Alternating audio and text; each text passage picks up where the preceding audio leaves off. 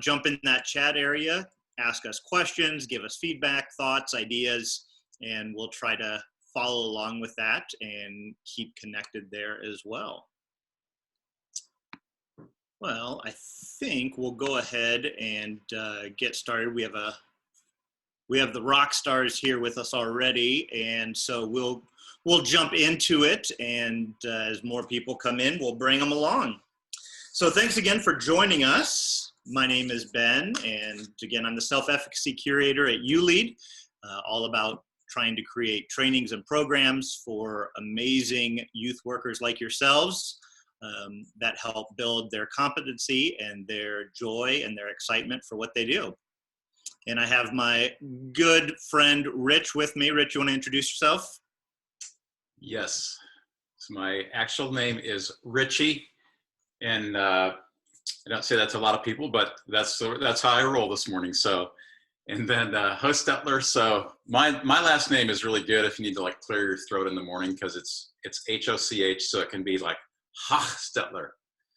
So sometimes that's what I need to motivate myself in the morning, is just to like get up and get going. But yeah, so I've been with A.M.P.ed for 20 some years and had the opportunity to hopefully be a servant to my team and to you all in what you do.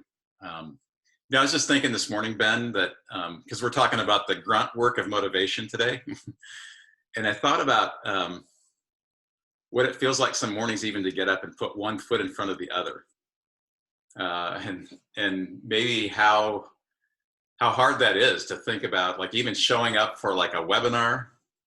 It's like, really? It's like, sometimes it's just really hard to stay in and to feel like you're in the grind and the grunt work of things.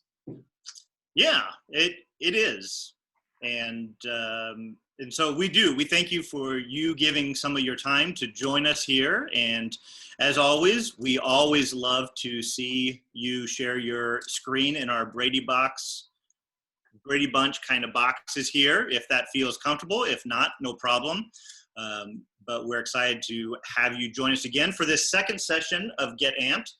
And we are continuing to look at this idea of motivation and how do we find it and how do we continue to work at it and grow it during these times as we're still working through these pieces.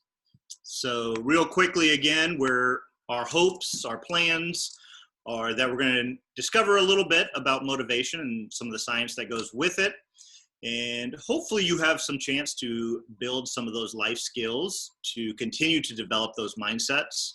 And at some point, I hope you have a little fun and we can learn some of this together. Last week, we talked about autonomy, that choice to take ownership, and kind of how that tied in to motivation and that drive. And this week, we're going to jump into the idea of mastery.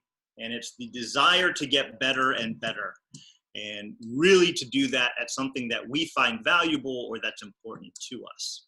And then we'll wrap up next week, again, same time, same place. Maybe you'll be in a different location, but same virtual place as we look at purpose and how we live our why.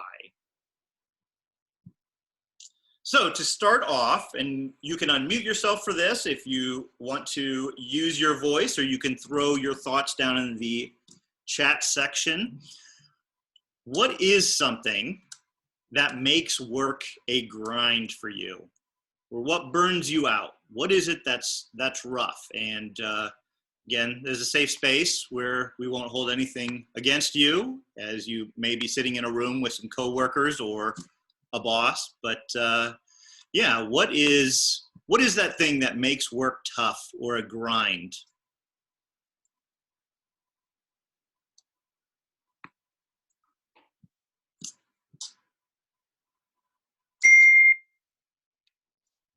For me, I'd say that a constant grind would be the constant learning that you have to do while you're working the floor of the Boys and Girls Club.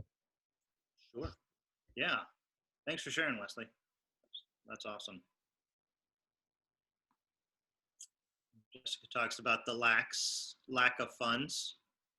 Always, sometimes those money issues can weigh heavy. I would say that getting everybody like on the same page can be like difficult, or if you are very passionate about making sure that the kids are having fun, making sure that you're constantly like changing things that like don't work, and you're willing to, you have this passion, but then not everybody else has the same as you, and getting them on board I think can be kind of difficult at times. Yeah. Yeah. Thanks for sharing that. And two, it's been, when I've had the chance to work with clubs, it's always a lot of different types of people, right? So you have your full-time staff, and then you have your part-time staff, and then you have volunteers, and you have students, and like, so it's all these people with these different dynamics. Yeah.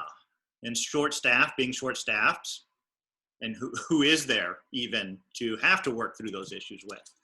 Well, thanks. That's helpful. Again, as we always try to think about this idea of motivation, we don't want to dwell on those tough parts, but it is important to recognize them and to say, here are some of the struggles or difficulties that we're dealing with and facing.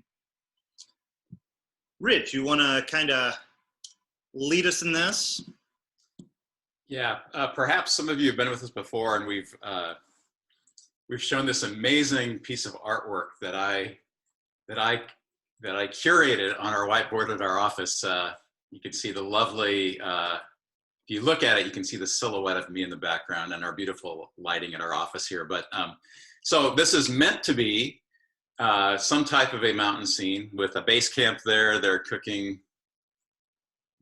food over the fire there. You got the tents, and then you see up to the bouldering area, a person climbing over the boulders. There's a group kind of roped together there that are on the ascent. And then you have someone who's there at the more severe part of the slope, and they're actually hanging on belay, and someone's holding on. And then someone at the top that is, finally has reached a summit. So we'd like to use this as a kind of a test point for you this morning to think about where you or where your team are at. As you use this picture as a metaphor, you could put it in the chat, or you could speak it out.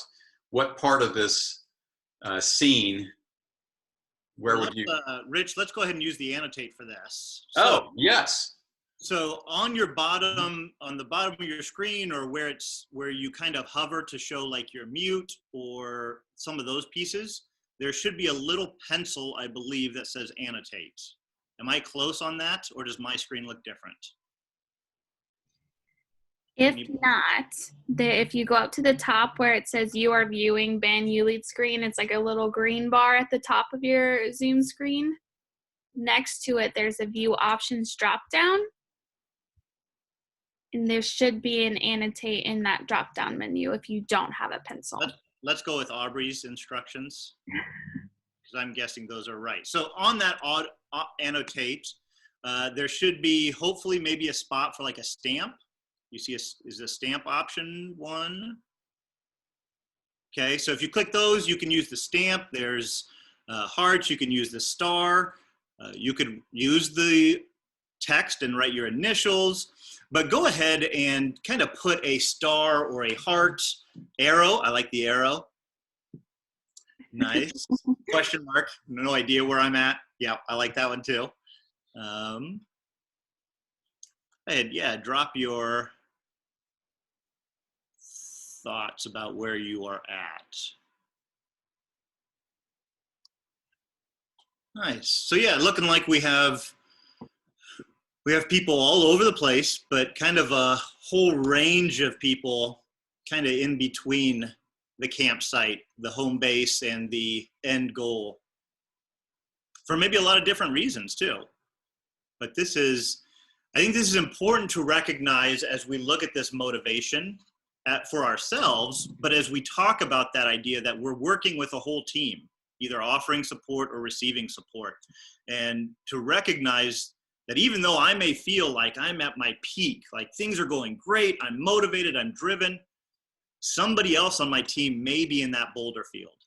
And so what do they need, or what's helpful for them? Or vice versa, if I feel like everybody else on my team is at that peak and I'm in that boulder field, that's okay. that's part of this process. We don't all have to be at the same place. So yeah, thanks for doing that. Amazing job of using the annotate. You're all experts now. And I also learned a little something for myself.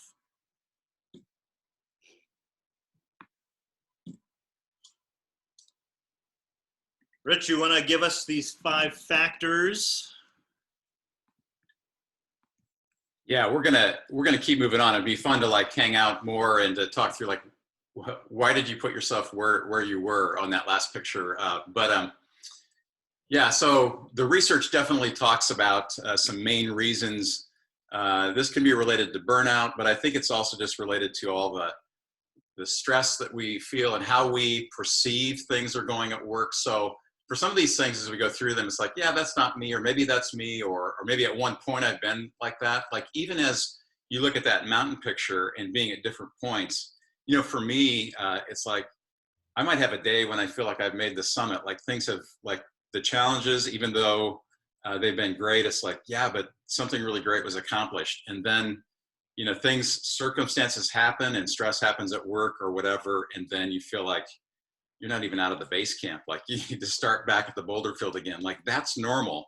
But these are some factors that as Gallup kind of looked at workplace environments and things that can create this feeling of, man, I can't do the grind anymore. This is, I'm too impacted by what's going on. And a lot of these have been exacerbated by COVID. So I'll quickly go through these. You may find yourself in them or not find yourself there. But if you're not there, perhaps you know of people on your staff team or there. So the first one they talk about is, again, even if there hasn't been unfair treatment, it's people's perception of that. So, you know, it's this thing of like, we're so stressed out that either the way we've interpreted what our coworkers have said or ways that we've been treated because we've been pushed to the limit and over. So we have this perception of something's unfair. We're probably, you know, maybe none of us in youth work feel like we're compensated well enough. I once heard that if the world was a perfect place, youth workers and kindergarten teachers would get paid about $350,000 a year based on the number of lives that you impact.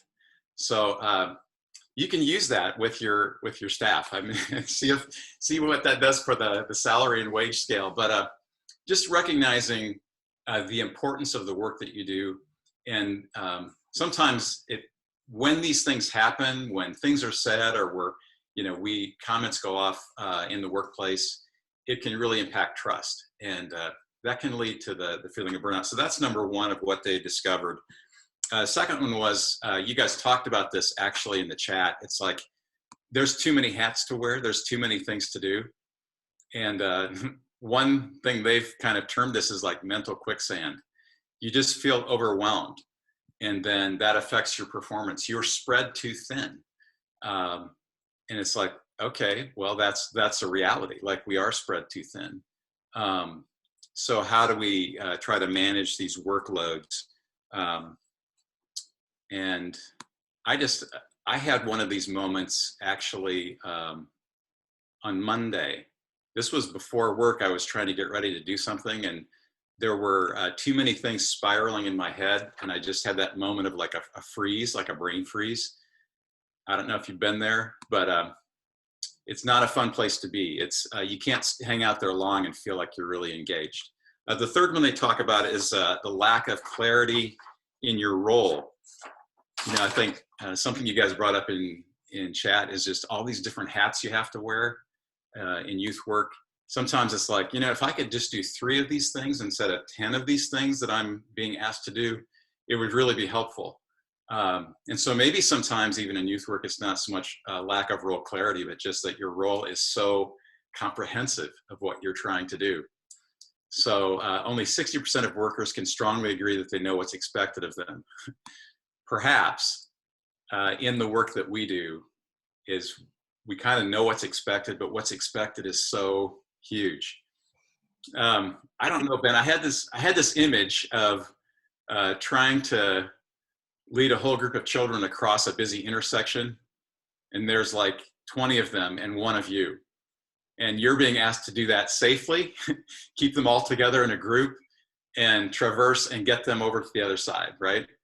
I don't know, that just popped into my head. It's like, how do you do it? How are you able to do it? So, and I think too, some of that idea is because this is not always intentional. We're not just talking about like, man, if there's a lack of role clarity, then you work for a bad organization. mm-hmm. Some of this stuff just happens. Either stuff is lost in communication, or even thinking about how many people either come and go. And there are unwritten rules and expectations that we create as organizations.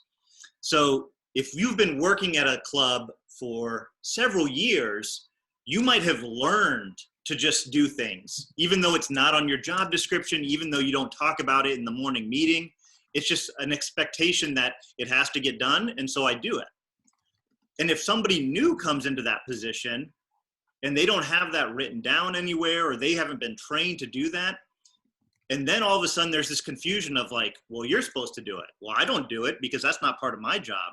So these things just kind of happen with the natural cycle in life of an organization. And so, yeah, I have to leave these 20 kids, but I think they're my 20 kids. Is it the right 20 kids? I'm not sure. Am I supposed to have 21? Am I supposed to have 19? I think there's all these dynamics that play into this one, I think, as well.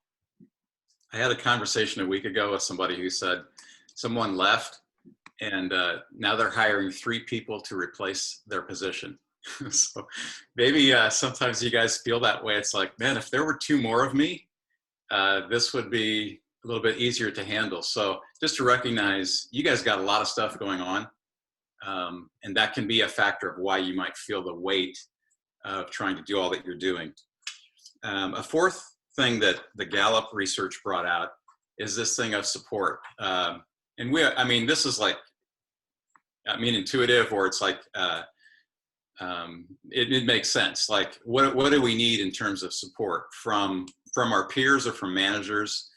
And so our perception of that and maybe our needs for that, we talk about, the love languages, different kinds of, giving affirmation, different things that people need in order to feel supported. Overall, I've heard anywhere from 3 to 1 to 5 to 1 positive versus challenging kinds of feedback and stuff that people give. The important thing is,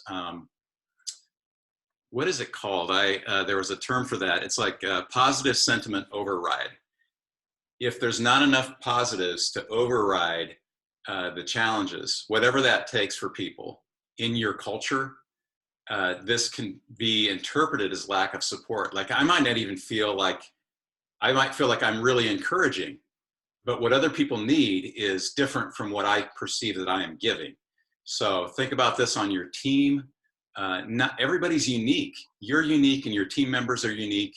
So what does it mean to mitigate against burnout, to really dial in and see what people need to be supported? Because this can really make people feel like it's a grind. Yeah, I think this is a big one too, Rich, for managers, because part of that science is also the idea that negative feedback or difficult feedback can stick with us longer than positive feedback.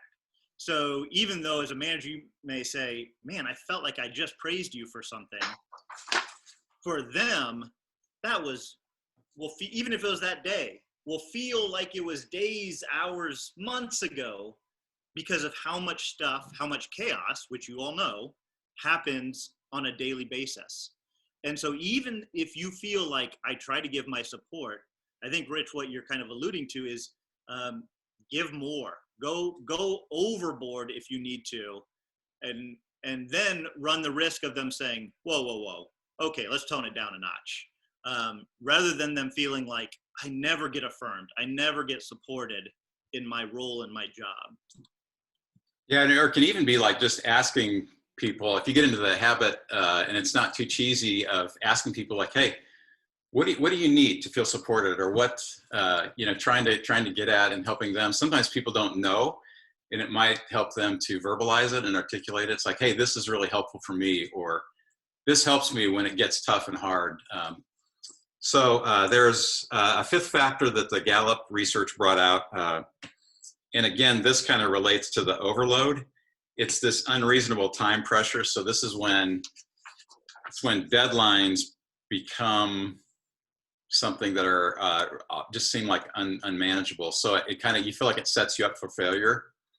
And that's a tough one. If what you're being asked to do in the time you're being asked to do it feels really unmanageable, this can be something that really, it's demoralizing. It's like, there's no way that I can do this. I was just talking with my wife about this morning. So she's not a youth worker, but she is a mental health worker who manages a team of people that are dealing with people with challenges, mental health challenges. And she said today, I'm looking at my day and there's no way that I can mentally or physically possible for me to get done what I have on my plate today. I'm imagining that that's like a normal occurrence for you guys. I think for people who are educators and people who are in mental health work, I think that's a normal thing that you're juggling. So I guess for me, part of the reason to go through this is not to depress you, but just to help you to validate the kinds of things that you have on your plate, and to say, it's normal for you guys to struggle with motivation because you've got a lot of factors, I think, that are highlighted, and then they're normally they're highlighted, and then you add COVID on top of this, and it's kind of pushed some things over the top. So yeah, I don't know if we want to come up for air, Ben, here, and just have people, we got a little video for you to kind of lighten things up, but I know I've seen some comments in chat here that I see some resonance with any of these. Does anybody have a comment or to put in chat, or just to speak out a thought about these burnout factors, to give some context to your experience of this, or an example? Just come up for air just for a moment here. Yeah, so I wanted to comment. I'm sorry, I know I'm always the one like talking, but I just have so much I want to share on here. So with the lack of support, something I was thinking about, I'm not a manager currently, but when I was, like even doing little things like helping them clean, take out the trash, things like that, I think really make an impact on your team. And because sometimes, like if you're saying, like you're being there and you're saying encouraging words, like yes, like that can help them, but sometimes it's just acting and taking that extra step, even though I know we're as managers are burnout too, but just going the extra mile. Even yesterday, I saw a manager vacuuming a room while the other team member was cleaning, and like just showing her like, hey, I'm here to support you. I'm here to help you on top of everything else you have going on. Like, I think that just like those small little acts, I think really make a difference to your team. And so that was something I always tried to make sure I did. Like, hey, I'll clean the bathroom for you. Or if we were closing, it'd be like, hey, I'll check the rooms. You just finish up like what you're doing. Something like that is just, nice to do, that really shows them that you're supporting them. That's a fantastic acknowledgement and idea. Yeah, couple more. Yeah, go ahead, Ron. Or you, yeah, go ahead. So kind of just going off of what Natasha was saying, I know we talked a little bit about the love languages also. So I found this awesome quiz online that's called the Languages of Appreciation. And it's a quick little quiz. It's very, very similar to the love languages on what you enjoy and how you like to be showed appreciation. So I had everyone on our team take this quiz just to get a better idea of how they like to be showed appreciation, if that's either words of affirmation, like telling them that they're doing a great job, or quality time, just spending time with them and just talking, receiving gifts, or acts of service, like helping them. So that really opened my eyes to a lot of different things that everyone on my team, how different they are on receiving appreciation and really getting to know them better too.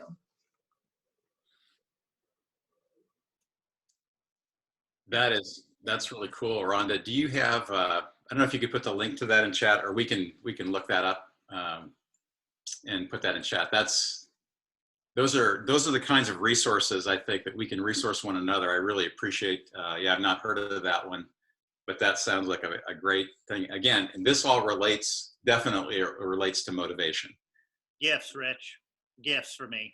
Anytime you need to do something, we appreciate it. All right, good to know, Ben. Good to know. So yeah, I think we want to, as a chance for us to notice how this may happen in the workplace, we have a little video here that we can analyze in great depth to figure out how we see these things playing out. So here we go here.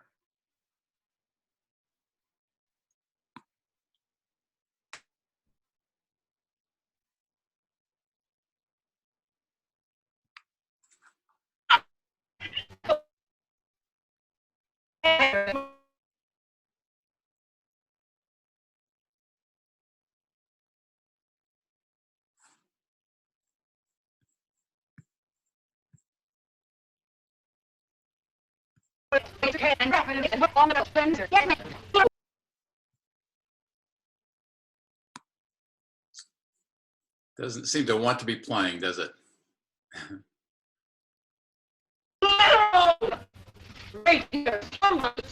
Not coming through. What are you doing up here with your hot chocolate? Oh, they kicked me out of there fast. Hi. I got pinching them to see what kind they were. Hello? Ben, we can hear you. You're just really frozen. The video got frozen too. How about now? Is that better? You're better, yes. Yeah. Okay. I didn't, sorry, let's try it now. We'll continue on. Give me a thumbs up if it's coming out through okay. If it's lagging, we'll move along.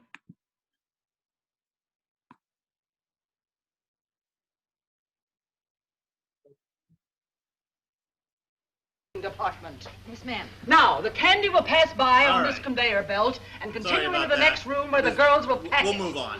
Now, your Oh, job that's is to good. take each piece of candy and wrap it in one of these. Rich, a gift of a new computer for me. That's super Oh, fast. actually, it was starting to play there, Ben. I know, so I'll start it one last time and then we'll go with it. Okay.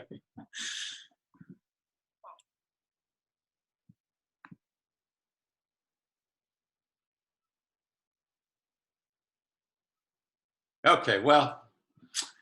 Department. Yes, ma'am. Okay. Now, the candy will pass by We'll on move this on. conveyor belt and continue into the next room Things where the don't go girls well will for pack them. it. Now, your job is Let's to take move each on, piece of Rich. candy. All right. Well, I don't know how many of you have caught the old reruns, or whether you're a fan of I Love Lucy, but that's a classic one. You can Google it or find it on YouTube. So they definitely were at a job where they had a very clear. The one thing that was clear was their job was to wrap the candy, but the candy kept coming way too fast, so they would eat it and stuff it in their uniforms and stuff. It was the only way that they could be successful. So a lot of the other pieces of burnout were at work there. So we're going to talk about this whole thing of mastery. And so mastery in the aspect of motivation and motivation research is this desire to get better and better at something that really matters. And they talk about it. Daniel Pink in his book Drive really brings out, it's the work of Csikszentmihalyi, who really talks about flow. And we're talking about first this thing of a mindset. So this was, I was thinking about this morning in preparing for this. And you guys, I'm sure, like as youth workers, the whole thing of Carol Dweck, the growth mindset, we think about that for kids. Like we want them to have an expansive view of their ability to take on learning and to see themselves as capable and not see failure as just limiting and that they can't do something, but that whole idea that failure is an opportunity to grow, right?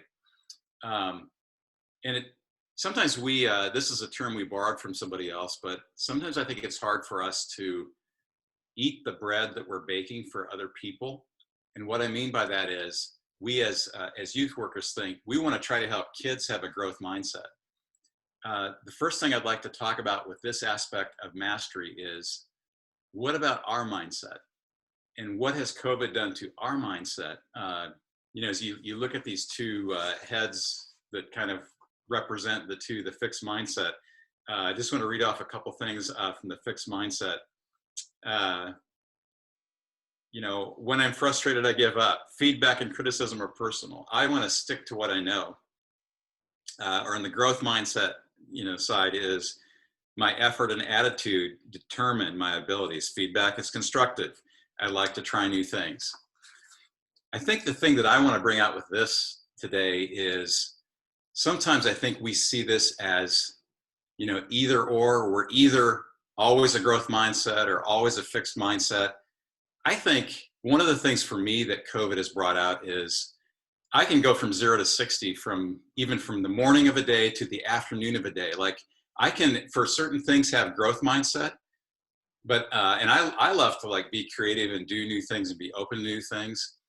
And I think because of all the changes and all the things that we've had to deal with, sometimes it's like, I just want something to be normal. I just want to do something that I know how to do, and do it that way that I've done it before.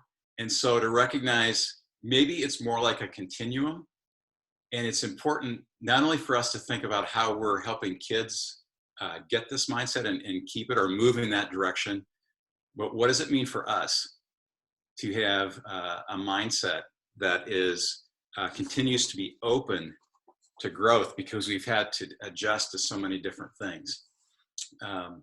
So we want to unpack a little bit more this thing of these two aspects of mastery, the mindset and the plan, and what does that look like. So we're going to take a little bit of a movement here then into understanding the whole aspect of flow. Am I coming through okay, Rich, now? Yep, you're coming through. Perfect. Sorry about that. Yeah, I'll jump into this a little bit. So flow, and maybe some of you have heard of this or know the idea of this idea of getting into a flow or getting into the groove. Mihai Csikszentmihalyi, I Googled that and practiced multiple times before I got on this call. It is kind of one of the brains behind some of this research and looking at this, and said flow is the state when people are so involved in an activity that nothing else seems to matter. And maybe you've even experienced that, this idea that you lose sense of time, or you lose sense of where you're even at, and things fly by and you're like, that was amazing. Or maybe you're producing something, or that you're coming up with ideas in ways that you've never thought of before. That's the sense of flow.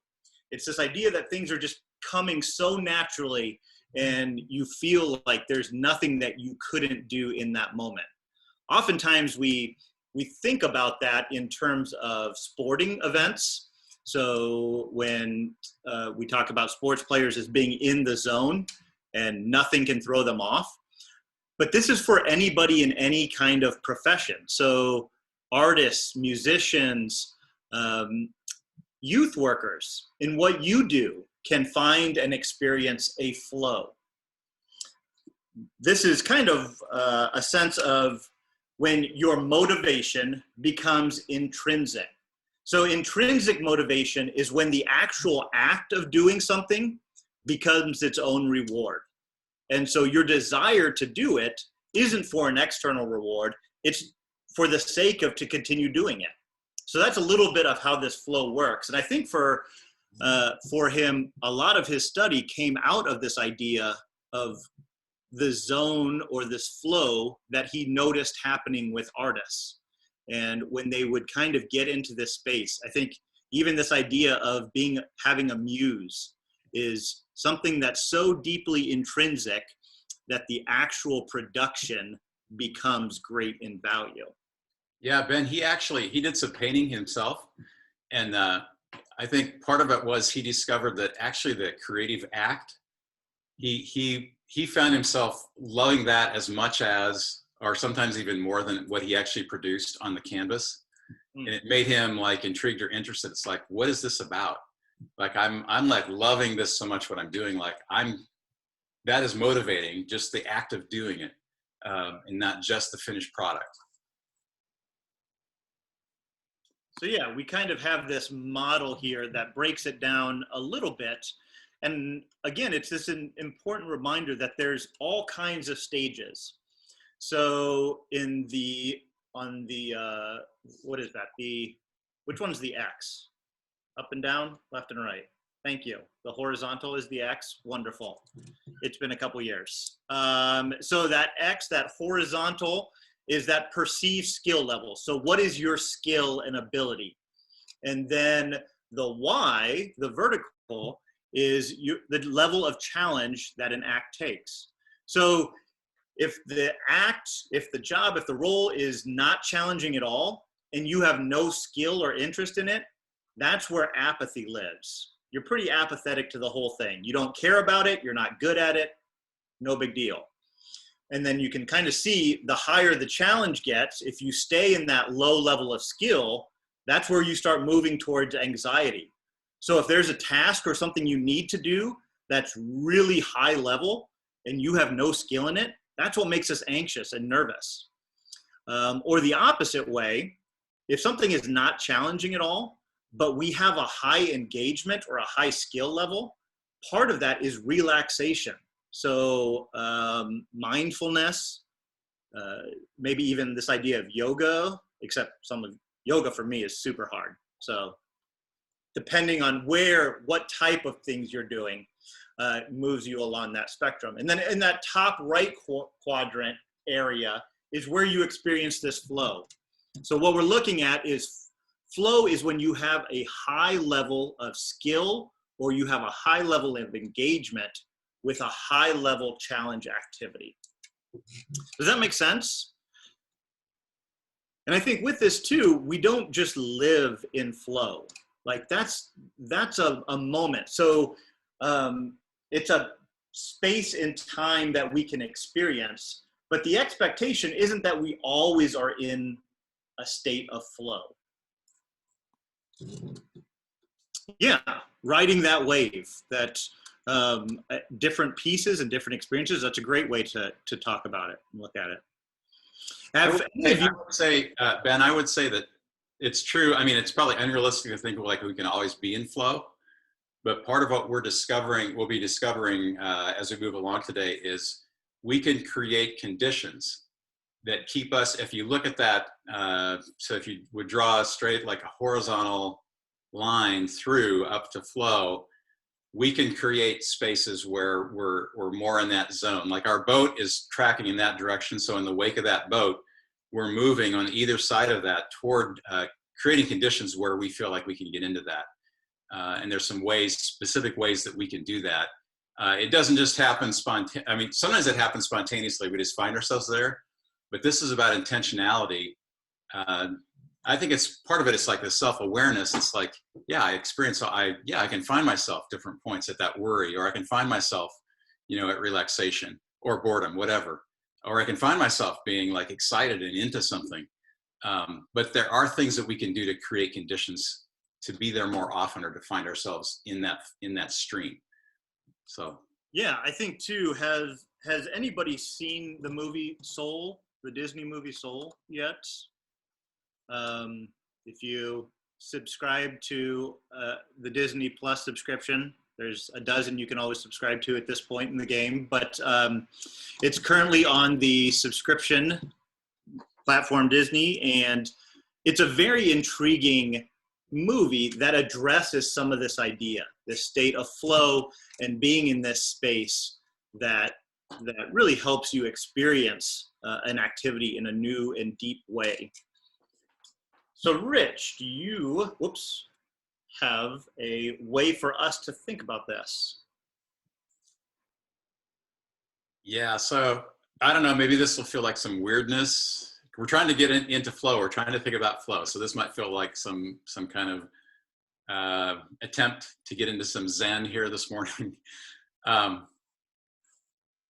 So let me give you one other way to talk about flow, and then I want to invite you into a kind of mindfulness experience for us to try on this morning. It may or may not work. It might be annoying to you, I'm not sure, but we're gonna give it a try. But someone said, I just was reading this morning as a way to describe flow. So flow is an optimal state of consciousness where we feel our best and perform our best. And I really like that. It's like, where we feel our best, it's like you're kind of in the groove. It feels good, and performance is there. Usually when you think about like a musician that when they become one with their instrument, when they're like unself-conscious, like they're experiencing the goodness of being a good musician, and they're not thinking about, I'm gonna mess up, this isn't good. So using this rock picture this morning, or if you'd like to use this as a springboard and even close your eyes, I'm gonna invite you to be thinking about an experience of flow in your work, in your context. So either, peering at this rock picture, or if you'd like to close your eyes, I'm going to take you on a little kind of a journey to have you reflect and think about a potential flow experience in your work. All right, here we go. As you think over the last year of serving youth, can you think of one of those moments when you felt that you were in flow, when the program was going well, when you feel like you were accomplishing the mission of what you were there to do, when something was alive and meaningful, when students were engaged? A time when you were excited about your job as a youth worker.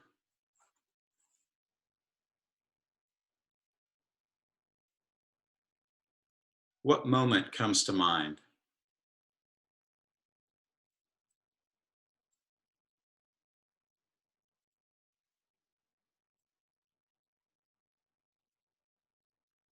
In this moment, you felt like a ninja. You felt amazing. And there really wasn't other things going on besides this activity.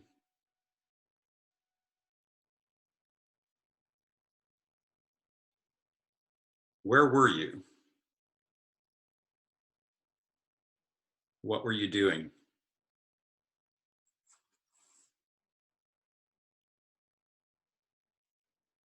What were you feeling?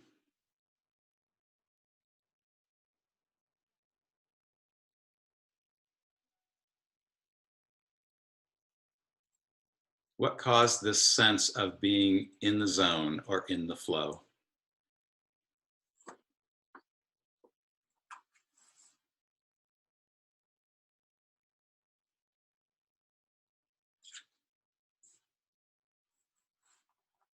All right. I don't know if that took you anywhere. I'm hoping maybe that it brought up something for you as you think about your work and your context. We're just going to take a little bit of time to go into some breakout rooms. And maybe if nothing came to your mind during that Zoom mindfulness moment, maybe as you get into the conversation, something will come up for you.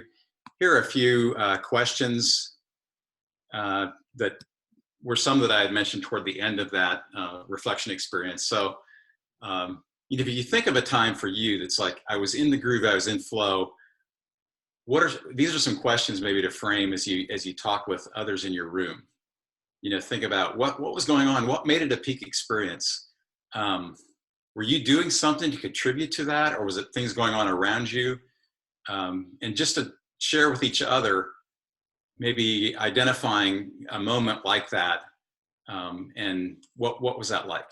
So we can try to put it in context, this thing of flow. It's not just an idea or a concept. It is something that we want to try to recognize more and more, like, are we seeing these, even in challenging times, or are we seeing moments of flow in our work? So. Yeah, I think Rich too, so if you want to take a snapshot of this screen or just jot down some ideas, I think also too, maybe you had a hard time recognizing a flow from your experience, but maybe you've seen somebody else who you're like, man, that person was in the flow, or even as a club as a whole, when you felt like everything was clicking. Or even if you need to talk a little bit about this idea, if you have a vision of something outside of your experience, feel free to share that too. But spend a little time talking about what these flow experiences are, what you thought, and maybe how that impacts the work that you do. Aubrey will send you to breakout rooms. We'll spend about 8 minutes there. So you have time to chat, and we'll give you a call back when we're ready for you to come back. And I would say too, when you come back, be prepared to share some of the insights that you gleaned from your group. So we'll see you in about 8 minutes.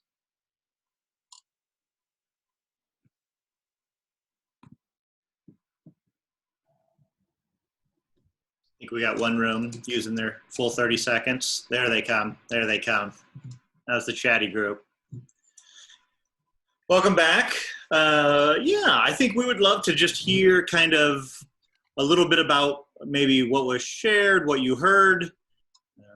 Is there something that either you have experienced or part of your story that you'd be open to sharing with us, or something that sparked your interest or you were intrigued by from somebody else in your group? You can write some thoughts down in the chat, or as always, please unmute yourself and give your thoughts on that.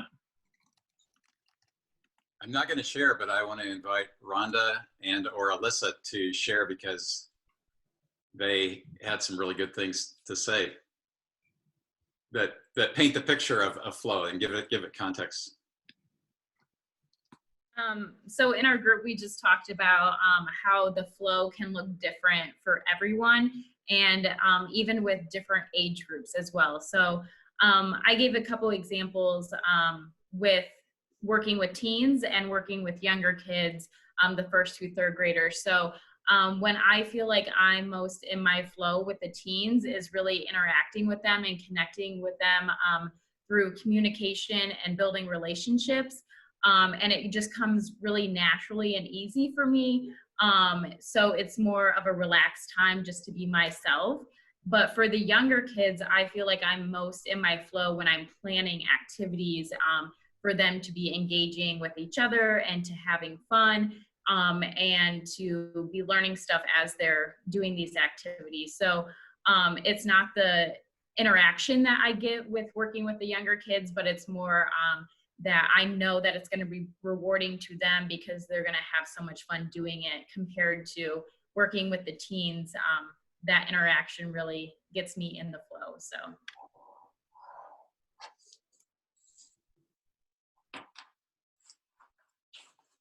Thanks for sharing that. Other thoughts? Ariel, I'd love for you to share what we talked about in our breakout room. It was really inspiring to see. Okay, so mine was kind of like, it was about this boy, and he's like, so I decided I'm like in the triple play program, and I decided that I wanted to like kind of, coordinate like a dodgeball game. And so I started that, and, the kids were doing it. It was great. Everybody was getting along. And then this little boy comes in who never leaves the tech room. Like, he's always on his iPad. He loves his iPad. And he comes in and he starts playing, and he loves the game so much. Like, it was so crazy to see him like interacting with other kids like that. He was a great sport. It was like I saw a side of him that I don't ever see. It was really cool. That's a really cool story. Thanks for sharing that. Yeah, it's always interesting even to observe other people get into that flow. And to say, like, where did that come from? Like, I didn't expect that or see that coming. That's really cool.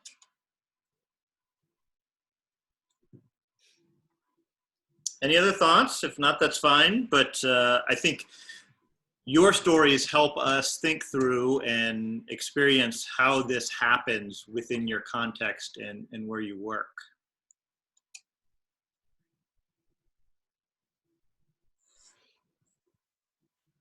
I think for me, one of the ones that popped into my head too was with my daughter. She had jumped on and started watching WandaVision just because she was intrigued. And so I was super excited and I said, "This is fantastic. Do you have any idea what's going on?" And she's like, "I'm one episode in." And I convinced her to go back and watch all the Marvel movies. So we've been binge watching Marvel movies for the last month and a half, which I would have never thought she would do. But it was actually a moment then when we were in our kitchen about 2/3 of the way through all the movies. And we were just having this conversation and things were just bouncing back and forth. And having a long conversation with my middle school daughter is not always a norm. And my wife and my other daughter were just looking at us like we were dorks and they were ready for it to be done. But it was just like we were laughing, we were talking, we were doing these inside conversations, and it didn't last real long, but it just felt so natural and it just flowed. And it was like, that will be probably a memory that we have and work off of for quite a while.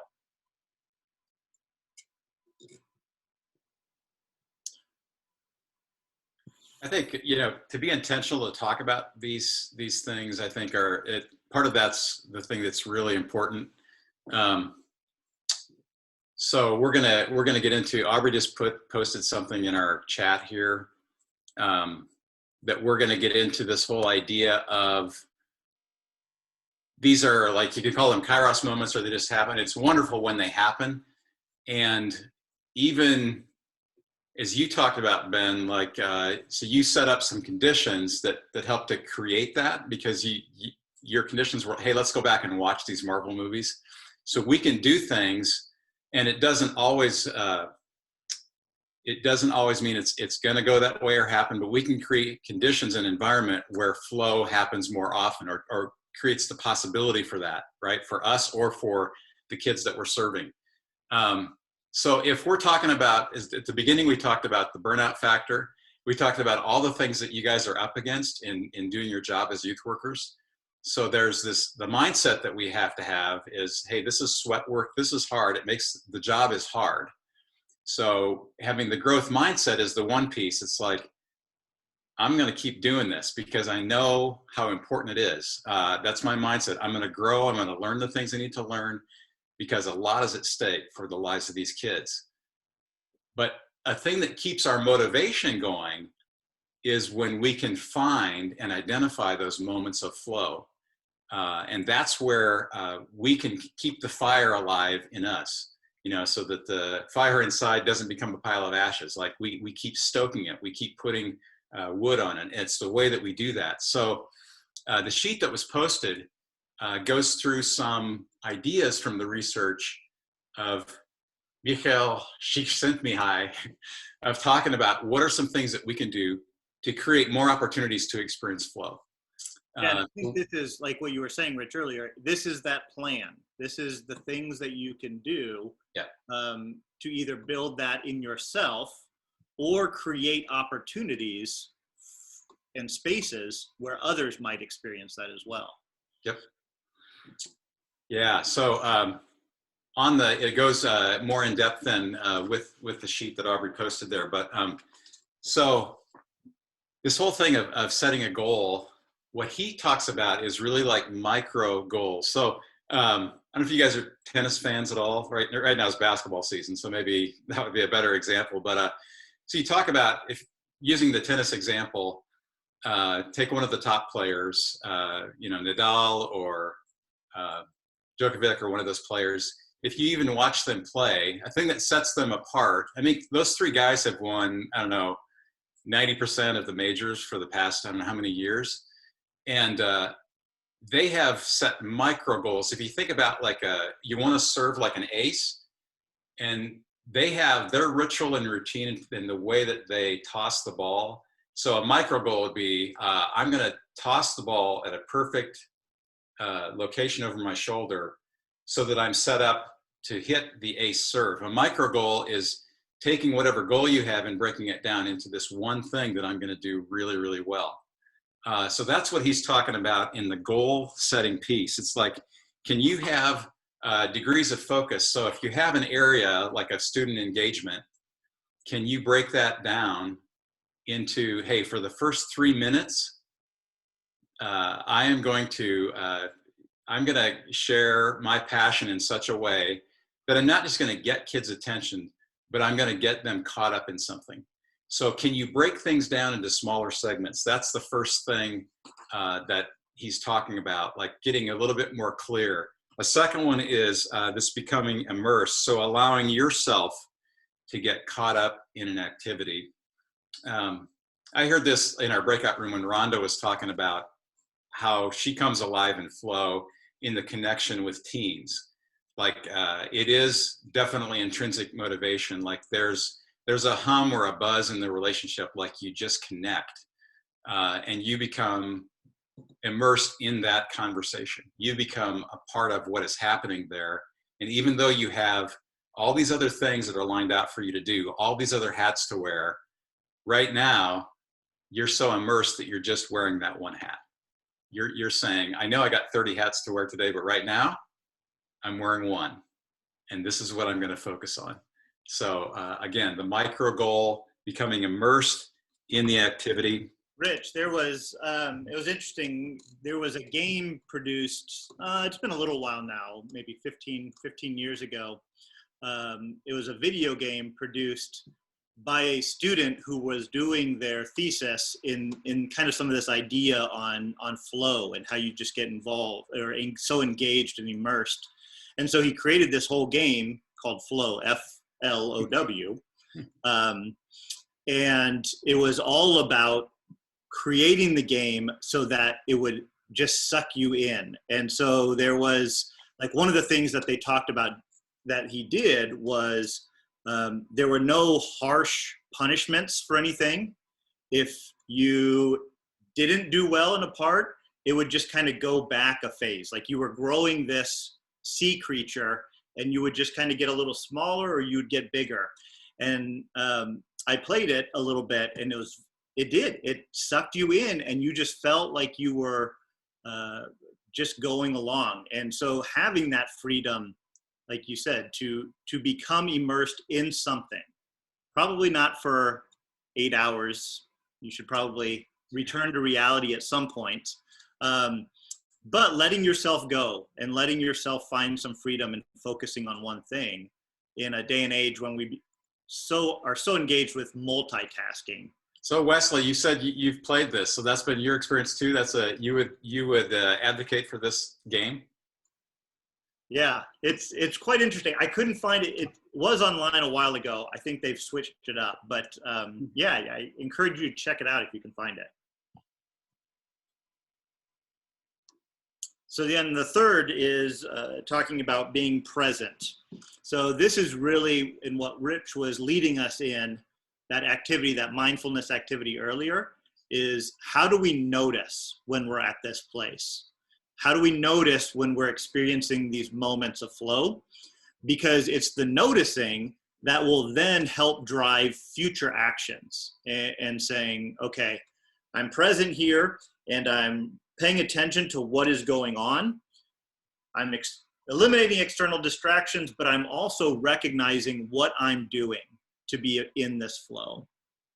Yeah, that's something we've been trying at ULEAD to, like we'll have a month-end review of our programs. And part of that is for us internally to think about, to try to keep that growth mindset for us. You know, what do we do well? What do we not do well? How could we improve things? But one of the interesting things that's been happening for me is to recognize different times when we've been with groups for people to share a story like, hey, this was really a good moment for me. This was a time when I really felt connected, or that activity really was a good way for us to accomplish the learning that we wanted to do. So it's just just having the intentionality to say, I think sometimes we're so busy in our work that we don't take the time to see that in spite of how stressed and hard it is, there are good things happening. Like you are doing things that are mattering in the lives of kids. And so being present and recognizing it. Yeah. And maybe I jumped on that one. So learn to enjoy the moments that, are happening there. I think sometimes it was brought up before as we were talking about things that put you in the grind, having to be on the learning curve all the time because of COVID, doing things differently. We got to do some virtual now. How do we do all this stuff? Sometimes it can be a thing that sucks the joy out of what we're doing. And I think we need to remember that what we're doing matters and to celebrate the goodness that we do have the opportunity to create. So, I was thinking too, going back to that story, and I'm sorry, I'm going to probably butcher it, but I think it was Ariel. Is that how you pronounce it, or close, hopefully? Just your story of the student playing dodgeball or going to the gym. Like, technically, that's just another kid doing the rec activity. But to stop and really appreciate and enjoy that experience, to say, I'm recognizing something happen for the first time or happen in a new way, and appreciate that, because I've had the chance to drop into some clubs during some extremely chaotic times, and I hands down to what you do and how you do it, because there is some chaos that can happen in your day, and it's loud and it's intense. And so to really recognize those positive moments, like Rich was saying, is a huge factor in how you can stay motivated in what you do. And the final one is finding this balance. And so that's the balance as we put up that graph that showed all the different emotional, and you had the X and Y axis, the level of challenge, and then your skill. If the one way to get back, if flow is like this boat that is traveling up through there and creating a wake, that you're trying to create conditions for it. So if you find yourself over challenged, like you don't have the skill level to accomplish what you're needing to do, one of the things with this is to reach out and ask and have that growth mindset to grow your skill, so that your skill then can pull you closer to flow to meet the challenge. The other one is to ask for help certain times, and it's like, I can't do all of this. And so are there ways that you can help each other out as a team? And so that too can pull you back into that stream of flow.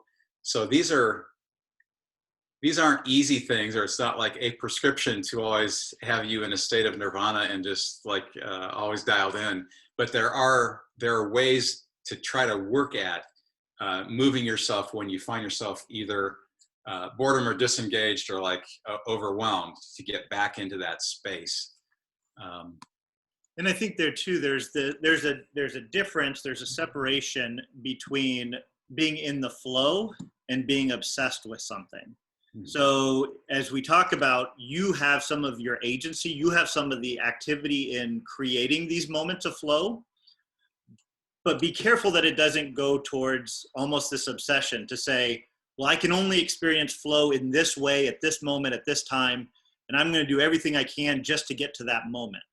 Because that's also unhealthy. That's breaking from a sense of reality or a sense of needing to do other pieces.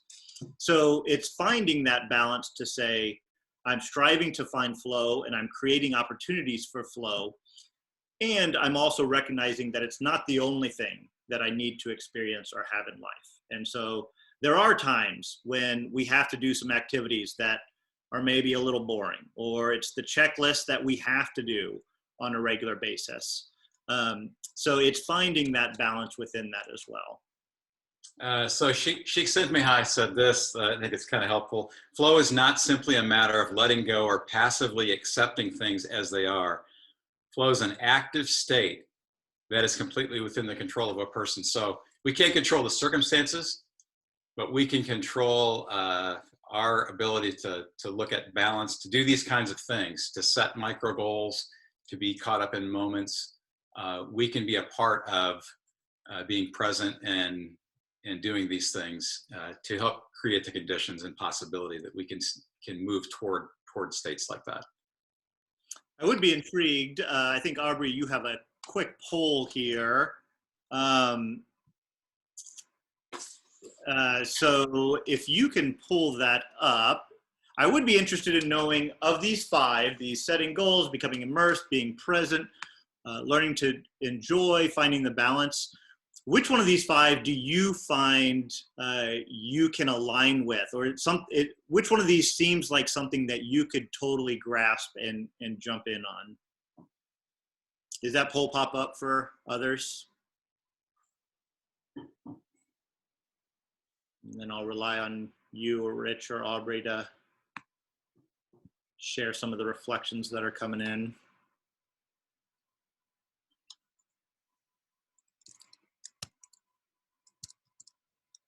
I think this might be our Zoom doom day because I cannot see any response. Right now it's 0% have voted, and I know that's not the case because of the rock stars in this group. So I can see it. Awesome. Yeah, I'm in the flow. I got it. I got it going on. So we had so the highest is being present is 45% of the group. Nice. And then the next one would be setting goals. And then we have a tie on the other areas, being immersed, enjoying, and finding balance. Those are all at 9%. So the biggest one is to be present. Yeah, that's great. And then to set some goals, I think. Yeah, and even maybe the flip side of this, recognizing which one of these may be a struggle for you, and doing some intentional focus on that over the next week, maybe, of saying, you know what, setting goals is really tough for me, so I'm going to try to be intentional about how can I set 1 or 2 goals in terms of trying to find a sense of flow. So thanks for doing that. I just wanted to comment real quick. Yeah. I think it's awesome that so many people in this group picked be present. Like, that just really surprises me. And I think it's because, I don't know, because I just struggle with it so much because we have so much going on that I feel like it's hard to be present. But kudos to all of you. Like, I wish that I was really good at always being just present in the moment without my mind wandering. I actually picked the enjoy part because I got to have some fun or like something that I'm doing, or it's just, I can't do it. So I just applaud all of you. Sharon, thanks for sharing. Yeah, that's great. Thanks for, so right there, you were being present in the moment, right? With this group, you were noticing something, and so that very thing that you just did is being present. So thank you. Yeah, so I think, Rich, do you have kind of a closing wrap-up activity for us here? Do you have the card? We posted our evaluation poll as well. And so, yeah, we're always, we try to have a growth mindset, so we're always looking to improve and to learn and grow. So we'd love your feedback, on your experience today, because yeah, we're wanting to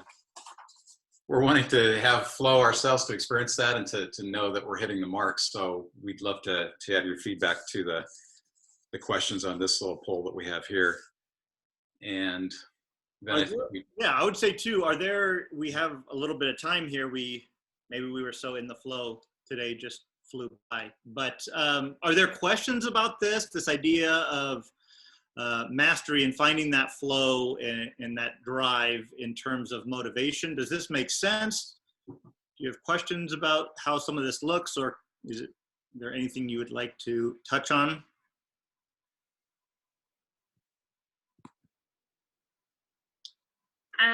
I had a question from earlier from Rich's great drawing about the cliff.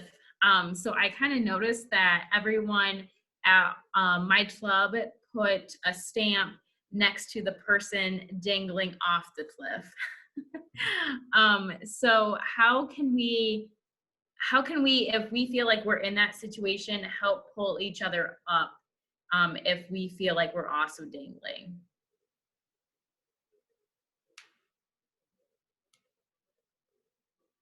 Yeah, that's is your amazing art piece, Rich. So maybe you have deep insight to that. I would say if there's other people who have insights to that, we don't have to be the sole experts. I would say a couple things. I would say first, helping people recognize that they're climbing a cliff. So they've at least got to the place where they're on the cliff. And that's something to be affirmed in itself. Like, we've gone through some really difficult things. That's the whole part of this motivation, is that we've, in essence, survived some really tough struggles. So one is affirming them for that, I think, can be helpful. And I don't know, maybe also a sense of helping them think through for themselves, like you talked about you talked about what our love language is, knowing what they need to take that next step.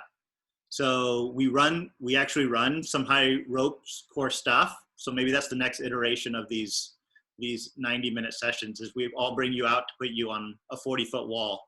But one of the things we do is when somebody gets halfway up a wall and gets stuck, it's checking in with them of like, what do you need to get to that next handhold, to take that next step? We're not worrying at getting to that flag, but what's something that will get you a little bit further, or just one step further? So that'd be a couple thoughts that I have. I don't know if you have other thoughts, Rich. I think Rhonda, what you're talking about is, so if you use the ropes analogy, you can't be hanging on belay on a rope forever.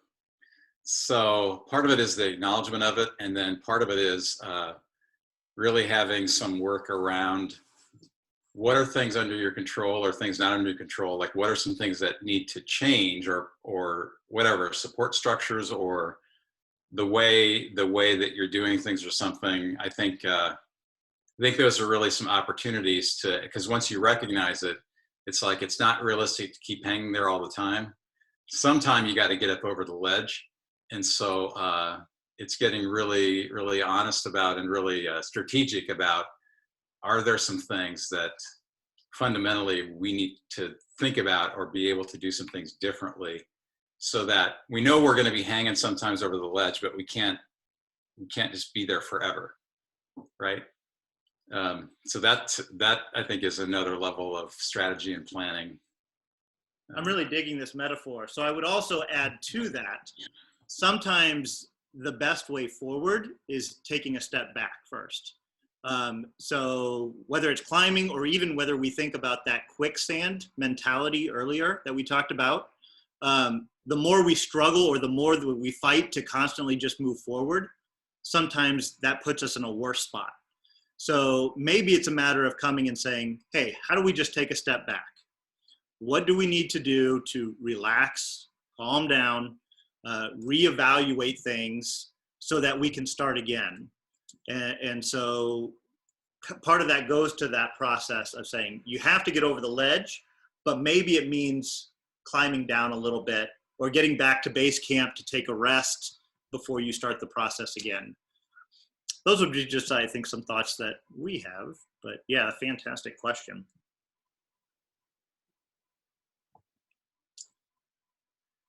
And I do know that, I think, Aubrey, you said somebody reached out with looking for one of the graphics earlier.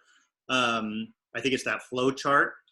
What we can do is, I think we can get that to Jessica and make sure that that's something that goes out with the follow-up email. I think we can easily do that, if that will work. Otherwise, I think that's all we have. Want to thank you again for your time. Again, to a reminder that we will be back on here next week as we continue to work at this idea of finding motivation. So next Tuesday at 11 a.m. We'll be back on. Again, that Two, as we talk and look at if there are other ways that we can help you and your team, we'd be more than interested in chatting with you or following up, whether it's idea of helping bring this motivation to your club or utilizing our ULEAD cards. We didn't jump into them today, but there was that image of the stones is one of the images from our ULEAD cards. So if you'd be interested in knowing about that tool, please reach out and we'd love to chat with you some more. Otherwise, enjoy your next 5 minutes. You've earned 5 minutes of finding your flow state until the next big thing. Yeah, and I don't think we answered Rhonda's question fully. We love to talk with, think through with, if there's other resources, ways we can be a part of team building for your club. We love to have conversation about that. Maybe there's some other resources, other ways that we can be involved.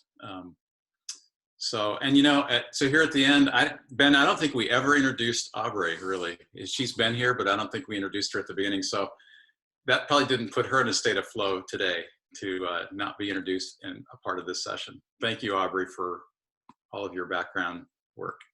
And Rich, I just wanted to share, I'm part of the team that's dangling. And so I felt like what Ben shared about taking a step back, I actually just texted Rhonda saying that's probably like the best advice that we could have gotten, because we're always trying to pursue so much constantly. We're like, okay, what else can we add? What more can we do? And we're like this constantly. And we're like, okay, even if there's a challenge, let's try to, add something else. Let's try to keep going forward. And I think that that taking a step back is really helpful in helping us to realize that sometimes we have to take a step back and look in and see what we can fix now and what we can change now, instead of just trying to add more constantly. Awesome. Thank you. And that literally in that example that we talk about, like having people on a climbing wall or whatever, a lot of times people have to come back down to catch their breath, get their strength back, and try another route. So that literally does happen frequently when people get on those experiences. And it's a great metaphor for what we need to do sometimes. So thanks. Yeah. I almost like to think of it as I'm at the top of the mountain, but I'm only halfway up. Mm-hmm. Yeah. Yeah. Yeah. We can always continue taking that next step. I like it. Yeah. I like it. Man, thanks for what you guys do for kids and families, and hope we can see you next week. We're going to really dive into purpose and have some really interesting stuff to talk about related to our ultimate goal and our purpose and how that impacts our motivation. So thanks again, and we'll see you all next week. Have a fantastic rest of the week. Take care, everybody.